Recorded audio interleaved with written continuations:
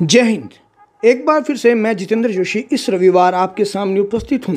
हमारे पीछे के चल रहे एपिसोड को ही कंटिन्यू यहाँ करते हैं और पीछे का टॉपिक हमारा था राजस्थान के दुर्ग।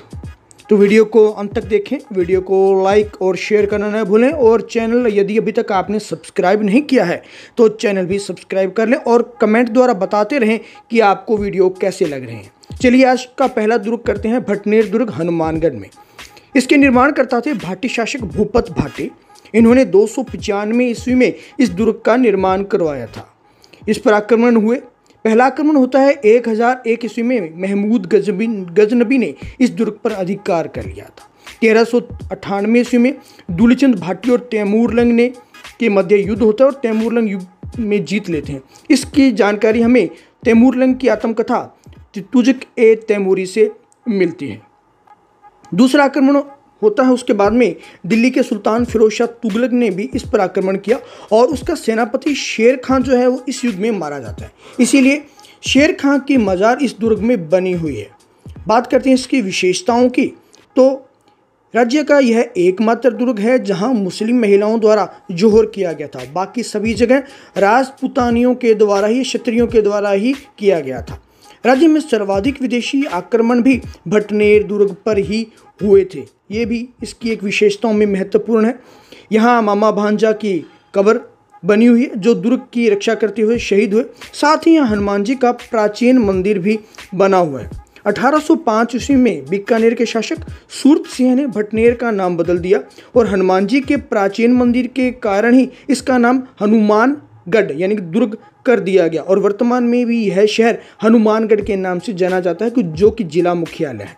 तैमूरलंग ने कहा था, मैंने पूरे हिंदुस्तान में इतना मजबूत व सुरक्षित किला अन्यत्र नहीं देखा। और यह वास्तविकता भी थी कि इतने अधिक विदेशी आक्रमण सहने के बावजूद ये दुर्ग आज भी उसी तरह से खड़ा है। देखिए ये दिखाई दे रहा है आपको भटनेर दुर्ग, मेरे शहर का दुर्ग भटनेर दुर्ग, हमारी शान है ये राजस्थान की। अब बात करते हैं अचलगढ़ दुर्ग सिरोही की, जिसके निर्माणकर्ता थे राणा कुंभा। 1452 ईस्वी में सिरोही विजय की स्मृति में इस दुर्ग का निर्माण करवाया गया था। अन्य नाम की बात करें तो इस दुर्ग के अन्य प्रचलित नाम है वो है भंवराथल, क्योंकि यहाँ पर एक बार जब आक्रमण किया गया तो उन आक्रांताओं को से इस दुर्ग की रक्षा भंवरों यानी कि मधुमक्खियों ने की और उनको यहाँ से भागना पड़ा। इसके बाद इस दुर्ग का नाम भंवराथल भी पड़ गया। यहाँ के प्रमुख आकर्षण अचलेश्वर महादेव का मंदिर और वहीं मंदाकिनी कुंड जो है यहाँ के प्रमुख आकर्षणों में से एक है। अब बात करते हैं राणा कुंभा और राणा उदय की।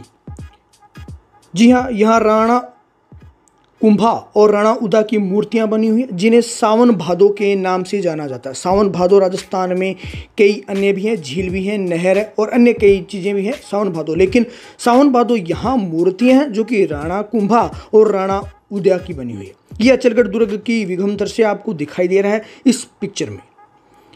तो एक बार फिर से आपसे गुजारिश कर रहा हूं मैं कि चैनल को सब्सक्राइब अगर अभी तक आपने नहीं किया है तो चैनल को सब्सक्राइब कर लें, वीडियो को लाइक शेयर करना न भूलें और कमेंट भी करें ताकि हमें पता लगे हमें कमियों को हमारी अच्छाइयों का। तो आपके प्रयास जो है वो हमारे प्रयासों को चार चांद लगाते हैं। अब बात करते हैं जालोर दुर्ग जालोर की, जिसके निर्माणकर्ता थे प्रतिहार शासक नागभट्ट प्रथम। इसका उपनाम है सुवर्णगिरी दुर्ग और सोनगढ़, क्योंकि यहाँ की पहाड़ी जो है वो सुवर्णगिरी के नाम से जानी जाती है। इस दुर्ग के चारों ओर एक परकोटा बना हुआ है जिसका नाम समर सिंह ने करवाया था, इसलिए इसे समर सिंह परकोटे के नाम से भी जाना जाता है।